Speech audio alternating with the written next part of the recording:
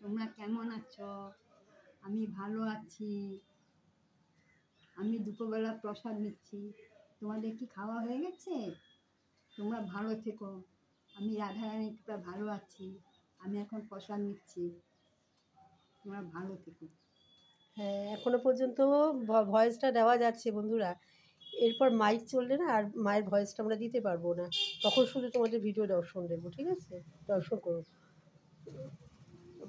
ভোগের, ভগবানের আর মায়ের সবার ভিডিওগুলো তখন, কারণ ভয়েস ওভারও দেওয়া যাবে না, কেন মাইকের আওয়াজে শোনা যাবে না, তো তখন শুধু দেখতে পারবে, ঠিক আছে? রাখি বন্ধুরা, রাধে রাধে, সবাই ভালো থেকো।